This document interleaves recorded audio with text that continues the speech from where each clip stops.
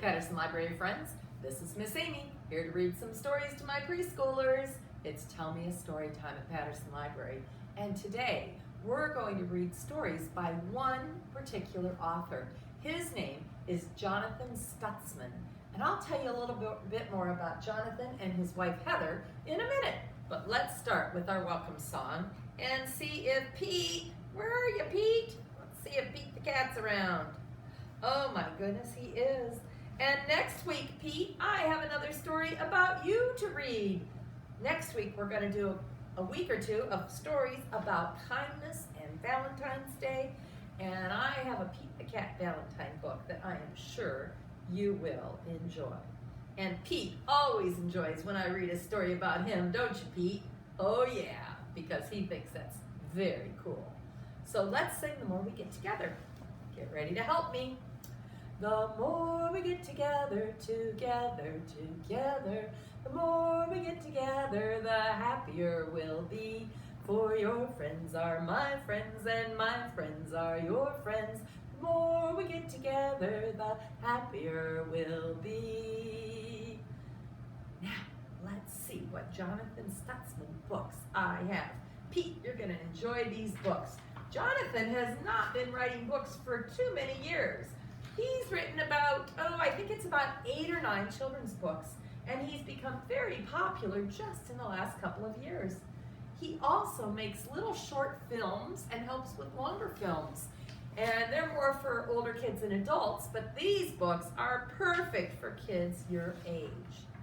So I put a picture up of Jonathan Stutzman and his wife, whose name is Heather Fox. She also is a filmmaker, and some of Jonathan Stutzman's books are illustrated by his wife. I think that's pretty cool. So I'll let you know which ones I read today are illustrated by his wife Heather and which ones are not. They live near Lancaster, Pennsylvania, which is about a 6-hour drive from here. They have a French bulldog named Hugo.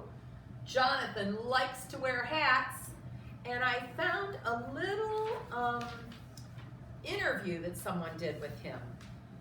And one question they asked him was, why do you write stories? He said, I love to write stories for kids. Storytelling brings me great joy, and my hope is that my stories will give you readers joy too. Then I'll tell you a little bit more about him, but let's start with the first book. This one's called Llama Destroys the World. I should warn you that Jonathan Stutzman's books can be a little bit crazy. I think you'll like this one a lot. And his wife Heather did do the illustrations in this one. In fact, it's the first one she did the illustrations for. Get ready for a crazy llama story. Llama destroys the world. I see some sweets. On Friday, Llama will destroy the world. I am Llama, proclaimed Llama. On Monday, Llama found cake. Piles of cake. More cake than any llama should ever eat. Dad, said Llama. Oh my, look at that cake. What do you think he's going to do?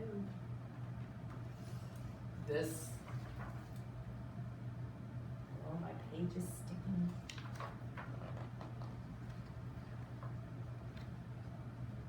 Oh, just a second. There we go. It's important that you see this page. Llama ate all of the cake. That was his first mistake. Burp. It was an honest mistake, a delicious mistake. One of those mistakes that leads to more mistakes and eventually the ultimate doom of everything. Tuesdays were for dancing, so Llama put on his dancing pants. The pants did not fit. He was still full of cake.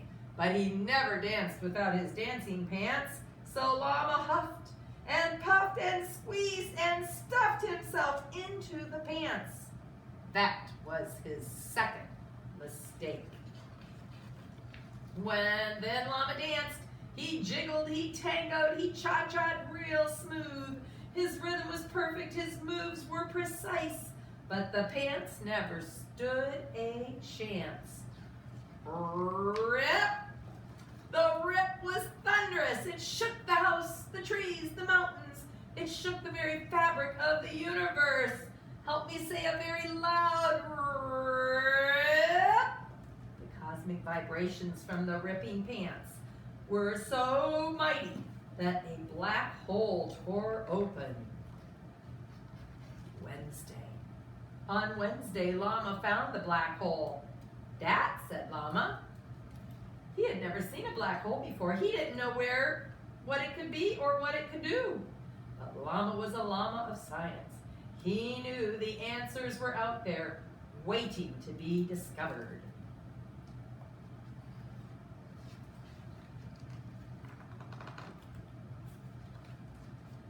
Llama read books. He ran complex experiments. He debated with the greatest minds and thinkers he could find. And then he analyzed the data and came to a well-thought-out conclusion. "That," said Llama wisely. Instead of warning the rest of the world of imminent doom, Llama decided to do something more important. He made a bologna and cheese sandwich with extra cheese. This was his third mistake. Thursday. On Thursday, many signs of doom appeared in the sky: flying top hats, soaring teacups, twisting, tumbling, well-dressed turtles. But Llama didn't notice, because Thursdays were for painting, and Llama was busy painting his latest masterpiece. The end was near. Friday! On Friday, the world ended. The more the black hole sucked in, the bigger and stronger it grew. The black hole swallowed everything up. Every single thing left in the world, everything left in the universe, the whole earth and everything else, until there was nothing. I am Llama.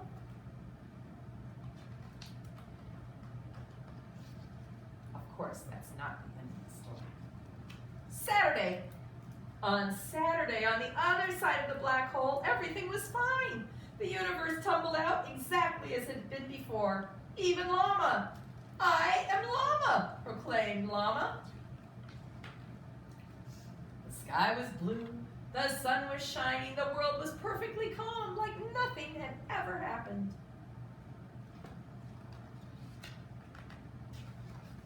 Sunday. On Sunday, with the world back to normal, Llama found something wonderful. Piles of pie. More pie than any llama should ever eat. "That," said Llama. And Llama ate all of the pie. Oh my. Llama destroys the world. Jonathan Stutzman has written another llama book just more recently, and it's called Llama Unleashes the Alpacalypse. He has also written a few other books with his wife, Heather.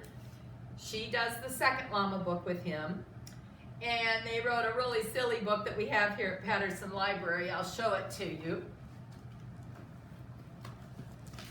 Let me set this one over here, called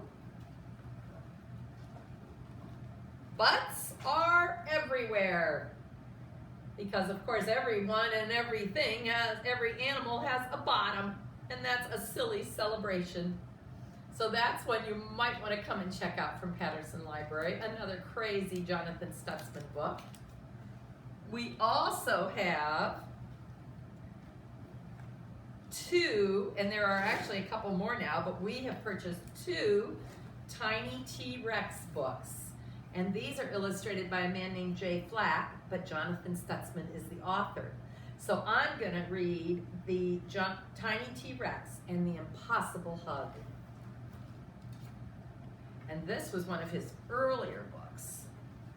I think you'll like them all. Now, Jonathan Stutzman was asked a few questions. Oh, and I have something else I want to show you. We'll be doing our goodie bags next week because there's some Valentine's surprises in them. And I'm going to put 3 fun pages about Llama in with your goodie bag. So there's Lost in a Black Hole, a maze that you can do with Llama.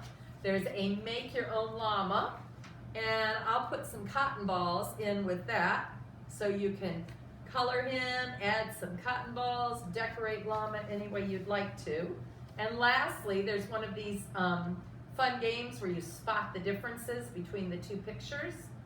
Let me see, there are 4 things different between those 2 pictures, and you have to try to find them. I see one right away, but the other ones might be a little bit harder. So those will be in your goodie bag for February, which we will put out next week before Valentine's Day, so you can stop in and get those. Now, when Jonathan Stutzman was asked what he likes to do when he is not writing books, he said, "I read a lot." Most authors probably do, and librarians, and most of you probably read a lot. I play with my bulldog, Hugo. I like to find ways to cheer people up. I draw silly things. I swing dance. I watch old movies. I eat donuts. I go on adventures, especially in forests and in bookstores, and I make films. So he does a lot of really nice things. I wonder if those are some of the kinds of things that you like to do. He was also asked why he became a writer, and he said, "When I was a kid, I read books and comic books all the time. I have been telling stories and playing make-believe ever since. I think that writing books is how I share my view of the world. Books are powerful. They teach, they give joy, courage, and hope. And it has helped me in many times in my life to have books. And I hope I can give you a little light in your life too. Plus, telling stories is so much fun." So let's enjoy another Jonathan Stutzman book, Tiny T-Rex and the Impossible Hug. "Hello, Pointy. Are you okay?" "Not today. I feel sad. I do not want to play." Poor Tiny T-Rex. "I have tiny arms. It is very difficult to hug with tiny arms." "Each day I am growing taller, but my arms are still tiny. Hugging almost seems impossible for a Rex as tiny as me, but I will try anyway. Pointy needs me." "Where is my father? I will ask him for advice." "Hello, Father." "Rexes are thinkers, not huggers. Perhaps instead of hugs, mathematics might be the answer to your problem." "Pointy does not like math. Math will only make Pointy feel worse." "Hello, Auntie Junip. I have a problem. I must learn how to hug, but my arms are too tiny. I have found that balance is the key to every problem. Balance and freshly squeezed cucumber juice." "Ooh, that's disgusting. I will ask my mother for help instead." "I have fallen, and now I am lost. I do not think I will find my mother in here. Hello, Mother." He's in her desk drawer. "It's okay if you can't hug, Tiny. You are good at many other things. You are kind and creative and braver than most. You are tiny, but your heart is big." "I cannot hug with my heart, Mother. I must learn to hug with my arms." "Hello, sister. Hello, brother. Please help me. Hugging is very difficult." "We'd love to help, Tiny. To do the impossible, you must plan and practice. Practice, practice, practice." "Thank you, Trixie and Rory. That is good advice." "I will plan my strategy." And when you check this book out, you can see these little pictures better. But Tiny is figuring out a way to hug Pointy. I will get stronger. I will practice very hard. I will practice my hugs on everything. Oh my, he even tried hugging an ice cream cone. Oh no, I will not practice on a cactus anymore. I am almost ready. I will practice one more time, and when I am done, I will find my friend. This tree is very big, like Pointy. I will hug it. This is not a tree. I have made a mistake. Please help. From up here, everything looks tiny like me. I could hug anything I wanted. Do you see tiny? It's on that pterodactyl's tail. Now I am falling. I should not have let go. Now I will never, never find Pointy. Oh, hello, Pointy. Hello, Tiny. I am here to make you feel better. I have practiced very hard and hugged many things. My arms are still tiny and my hugs are still tiny, but I will do my very best because you are my very best friend. Thank you, Tiny.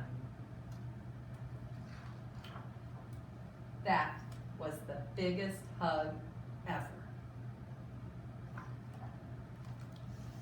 And just like you know, if you practice and think things through, you can make almost anything happen. Oh, what's that? Did you see that little guy on my board? That is a coo.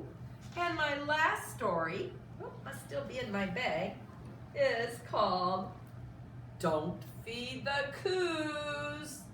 Now I'm going to try to come this way for my story and see if I can read it and put some things on the flannel board at the same time.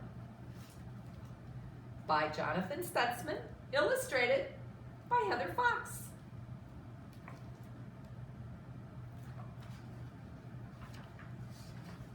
Don't feed the coos. Does that work, Mr. Austin?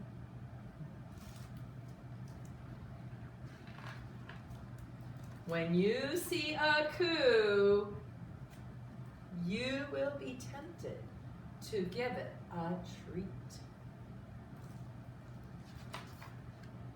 Coos are adorable, peaceful, kind of silly. What a cute little bird. But don't feed the coo. If you feed one,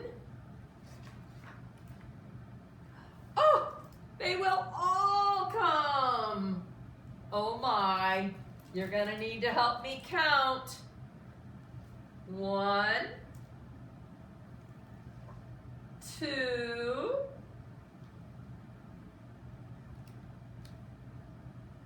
3, they're coming from everywhere. 4, 5, 6, 7, 8,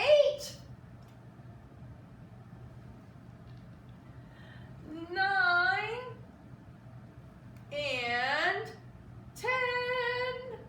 Oh my goodness, all those coos are coming.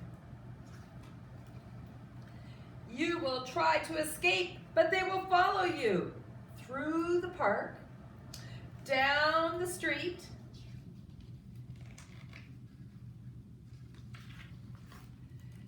and all the way home.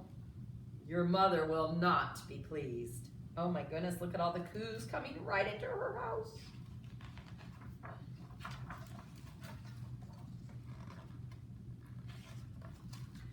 Wherever you are, they will be too. At the arcade, even at the karate lessons, your sensei will not be pleased.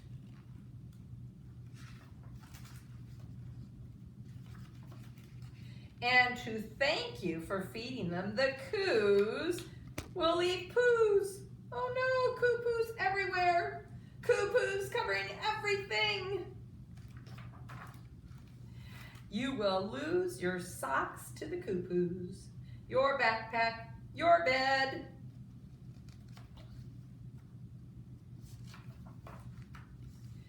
Your mind, all because you fed the coo. You will do anything to make them leave, but nothing will work.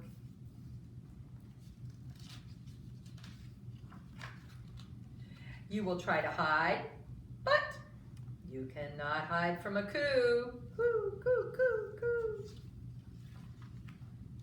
No matter what scheme you cook up, no coos allowed, go away, private property, your plans will fail. They will eat and eat and eat and coo and poo and poo and coo and poo on everything. So just accept your fate. Coos aren't so bad once you get to know them. Give them some names, knit them little scarves, make them a part of your family. Take them on a walk to the park. Coos love the park. A healthy coo is a happy coo. Yes, feed them birdseed. Coos love food more than parks. You're getting the hang of this, kid. Embrace your coos because they will be your coos till the very end. There is absolutely, positively no way to get rid of them. Clever child, maybe there is a way. She's letting someone else feed the coos. I wonder what will happen next. What a crazy book by Jonathan Stutzman. We have all of these books here at Patterson Library for you to check out. And we may be getting some more because Jonathan Stutzman's books have been very fun and very popular. So that's all I have for today. I hope you have a good week, and we'll be getting ready for Valentine's Day next week. Bye-bye now.